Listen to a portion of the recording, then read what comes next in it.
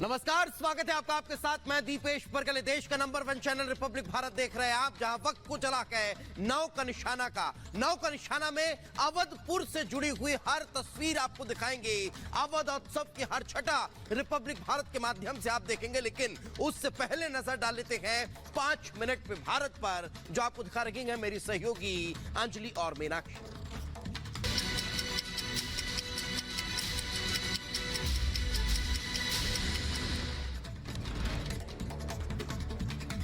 कांग्रेस सांसद अधीर रंजन ने राम मंदिर कार्यक्रम को लेकर के पीएम मोदी पर की विवादित टिप्पणी। कहा, राम के खुद अवतार बनना चाहते हैं पीएम।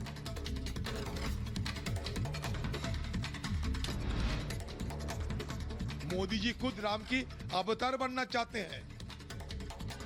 लोगों को आंखों में धूल झककर मोदी खुद राम के अवतार बनना चाहते हैं। अधीर रंजन ने पीएम मोदी पर उनके राम के नाम का इस्तेमाल करके लगाया आरोप। कहा, राम नाम को चुनावी मुद्दे में लाकर किया जा रहा है बदनाम। तो राम नाम को बड़ी सोची समझी तरीके से चुनावी मुद्दे में खींचकर असलियत में ये बदनाम कर रहे हैं। मैं बिल्कुल ये कहना चाहता हूं। कांग्रेस नेता दिग्विजय सिंह ने भगवान राम की मूर्ति को लेकर के उठाया सवाल। कहा, जिस रामलला की मूर्ति रखे जाने पर हुआ विवाद, आखिर कहां है वो मूर्ति। 22 जनवरी के दिन आधे दिन की छुट्टी होने पर कांग्रेस नेता उदित राज ने उठाए सवाल। बोले, भारत एक सेकुलर देश, एक धर्म के लिए नहीं करनी चाहिए छुट्टी। हिंदू धर्म को लेकर भी उदित राज ने की टिप्पणी। बोले, अभी हमारा देश नहीं हुआ हिंदू राष्ट्र। पीएम मोदी ने हैशटैग श्री राम भजन के साथ एक और गीत किया शेयर। सुरेश वाडेकर और आर्य आंबेकर का राम भजन शेयर कर बोले, प्राण प्रतिष्ठा को लेकर पूरा देश प्रभु राम की भक्ति के रंग में सराबोर है। महाराष्ट्र के कोल्हापुर में मिली श्री राम की अनोखी भक्त महिला ने लगभग 3,78,000 बार लिखा भगवान राम का नाम। यूपी के मेरठ में कलाकार गीता गोयल ने रंगों से बनाई भगवान राम की छवि। लिम्का बुक पुरस्कार विजेता भी गोयल हैं। जौनपुर के शिक्षक राधेश्याम 968 नदियों से जल इकट्ठा कर पहुंचे अयोध्या। राम जन्मभूमि ट्रस्ट के महासचिव को भेंट किया जल। आंध्र प्रदेश में भी 22 जनवरी को आधे दिन की छुट्टी का ऐलान। बीजेपी प्रमुख की तरफ से दी गई जानकारी। राम मंदिर के प्राण प्रतिष्ठा समारोह के मद्देनजर राजस्थान सरकार का फैसला। 22 जनवरी को राज्य में आधे दिन की छुट्टी की घोषणा की गई। राम मंदिर के गर्भगृह में विराजमान रामलला की पहली तस्वीर सामने आई। आंख पर पट्टी लगी भगवान राम की मूर्ति दिख रही है। राम मंदिर में रामलला की प्राण प्रतिष्ठा के बाद हो सकेंगे प्रतिमा के दर्शन। अरुण योगीराज ने तैयार की भगवान राम की प्रतिमा। अयोध्या में आज जलेगा दुनिया का सबसे बड़ा दीप। 10,000 लीटर तेल और 1.25 क्विंटल रुई की बत्ती से जलेगा दीपक। गुजरात के वडोदरा में हरली झील से नाव पलटने से दर्दनाक हादसा हुआ। नाव डूबने से 12 छात्रों समेत 14 की मौत। राज्य सरकार ने मृतकों के परिजनों को 4-4 लाख की मदद का ऐलान किया। गुजरात के सीएम भूपेंद्र पटेल ने नाव हादसे की उच्च स्तरीय जांच के आदेश दिए हैं। बोले, घटना में जिम्मेदार लोगों को बख्शा नहीं जाएगा। पीएम मोदी ने वडोदरा नाव हादसे पर जताया दुख। पीएमओ ने हादसे में मृतकों के परिजनों को 2-2 लाख की मदद और घायलों को 50,000 की मदद का ऐलान किया है। यूपी के बदायूं में पुलिस को मिली बड़ी सफलता। अवैध शस्त्र बनाने वाली फैक्ट्री का भंडाफोड़। पुलिस ने 2 आरोपियों को हिरासत में लिया। यूपी के एटा में पुलिस ने वाहन चोर गैंग का किया पर्दाफाश। पुलिस ने 2 चोरों को गिरफ्तार किया। 15 मोटरसाइकिल समेत कई अवैध तमंचे भी बरामद किए गए। यूपी के बुलंदशहर में मामूली बात को लेकर हुआ विवाद। 2 गुटों में जमकर हुई मारपीट। चले लाठी डंडे। मारपीट की घटना सीसीटीवी में कैद। यूपी के बदायूं में मुकदमे में फैसले का दबाव बनाने के लिए गोली मारने का किया गया ड्रामा। मामले में पुलिस ने 2 सगे भाई और पिता को पुलिस ने जेल भेजा। तेलंगाना में एसीबी का बड़ा एक्शन। रिश्वत के मामले में 3 पुलिसकर्मियों सहित 7 लोगों को गिरफ्तार किया। यूपी के मेरठ में बदमाश और पुलिस के बीच हुई मुठभेड़। घायल चोर की अस्पताल में इलाज के दौरान हुई मौत।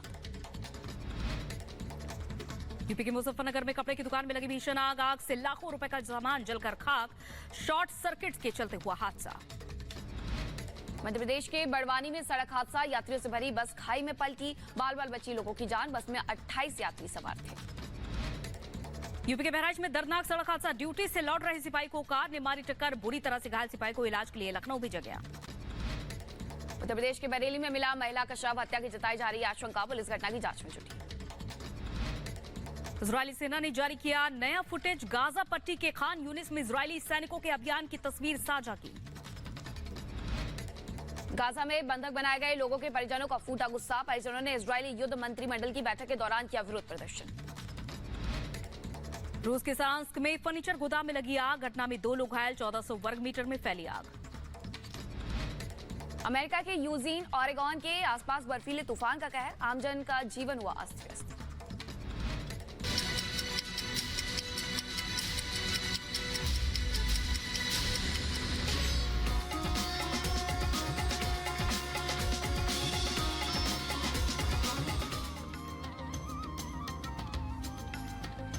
और चलिए अब खबरें विस्तार से देखते हैं। सबसे पहले बात कर लेते हैं राम मंदिर पर चल रही राजनीति की। दरअसल दिग्विजय सिंह ने अब प्रभु श्री राम लला की नई प्रतिमा को लेकर टिप्पणी करना शुरू कर दिया है।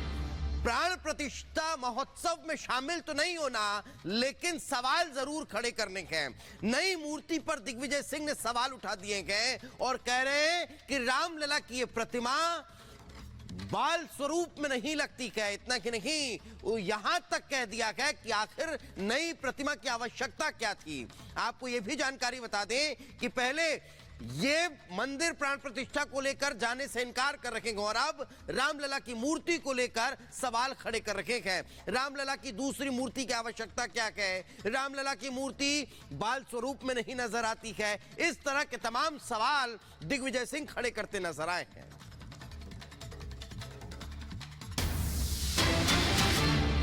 और इस बीच कांग्रेस नेता अधीर रंजन के बिगड़े बोल। उन्होंने कहा है कि मोदी राम के अवतार बनना चाहते हैं। मोदी राम का अपमान कर रहे हैं। चुनाव में राम का इस्तेमाल कर बदनाम कर रहे हैं। तो एक के बाद एक देखिए विवादित सुर नजर आ रहे हैं। पहले राम मंदिर, फिर उसके बाद प्राण प्रतिष्ठा की तारीख को लेकर सवाल खड़े करना, भगवान श्री राम को लेकर अमर्यादित टिप्पणी करना, और उसके बाद अब ये देखें कांग्रेस नेता अधीर रंजन कह रहे हैं कि मोदी राम के अवतार बनना चाहते हैं और मोदी राम का अपमान कर रहे हैं। चुनाव में राम का इस्तेमाल कर बदनाम कर रहे हैं। एक तरफ कुछ ही घंटे बाकी हैं प्राण प्रतिष्ठा की तारीख में, तो वहीं दूसरी तरफ इस तरह की टिप्पणियां सामने आ रही हैं। मोदी जी खुद राम की अवतार बनना चाहते हैं। लोगों को आंखों में धूल झककर मोदी खुद राम के अवतार बनना चाहते हैं। राम राज्य और राम की महात्मा जो महत्व है, वो महत्व को सारे दुनिया के अंदर धजिया उड़ाते हुए अपमान कर रहे हैं।